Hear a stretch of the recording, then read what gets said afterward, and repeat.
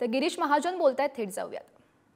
भारतीय जनता पक्षाला होईल, आमच्या महायुतीला या ठिकाणी होईल. राज्यसभेसाठी त्यांचं नाव निश्चित झाल्याची चर्चा आहे. या बाबतीमध्ये आमचं नेतृत्व जे दिल्लीमध्ये बसलेलं आहे, माननीय नड्डाजी आहेत, माननीय अमित भाई आहे, माननीय पंतप्रधान आहेत, हे सगळे त्या बाबतीत निर्णय घेतील. तो निर्णय घेण्याचा अधिकार आम्हाला इथे नाही आहे.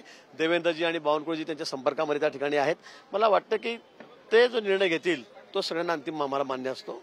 पण एकाकडे जर पाहिलं तर काँग्रेसचे ज्येष्ठ नेते येत आहेत किंवा अनेक पक्षातले जे आहेत ते भाजपमध्ये येतात, मात्र भाजपचे जे जुने कार्यकर्ते असतील, मंत्री असतील, आमदार असतील, यांचं काय? यांना पुढे त्यांच्यासाठी मनात धुसफूस चालू आहे का? भाजपच्याही मनात भारतीय जनता पक्षामध्ये धुसफूस नाही, कोणी या ठिकाणी नाराज नाही. आमचा पक्ष एका आयडिओलॉजीवर चालणारा पक्ष आहे. आमचं आयडिओलॉजी ठरलेली आहे, आमचं मिशन ठरलेलं आहे, आमचं ध्येय ठरलेलं आहे.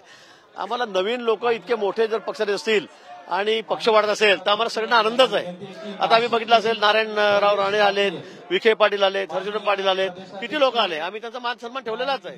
तिथे आम्ही सर्वांचा मान सन्मान ठेवला. त्याबरोबर आमचे जे लोक आहेत, जे कुशल आमचं नेतृत्व आहे, आमचे जुने कार्यकर्ते आहेत, त्यांचाही मान सन्मान आम्ही ठेवतोच आहे.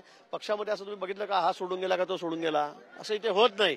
म्हणून आमचं ध्येय आहे की आम्हाला देश महत्वाचा आहे. आम्हाला पंतप्रधान आमचे नरेंद्रजी मोदी यांना संपूर्ण बहुमत महाराष्ट्रात द्यायचं आहे. आमचा तर माझा तर विचार आहे की संपूर्ण आउट ऑफ त्या जागा आम्हाला भाजपला या ठिकाणी द्यायच्या आहेत.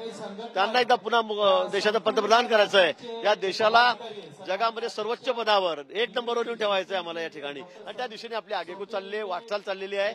आणि म्हणून त्यासाठी काय छोटा मोठा त्याग करावा लागला तोही करण्याची आमची त्या ठिकाणी तयारी आहे. आणि म्हणून या भारतीय जनता पक्षामध्ये कोणी नाराज आहे, कोणामध्ये वादविवाद आहे असं कुठे नाही. पण जे नेतृत्व इतर पक्षातले मोठी जे नेते आहेत ते या ठिकाणी येत असतील तर त्याचं आम्ही स्वागतच करू.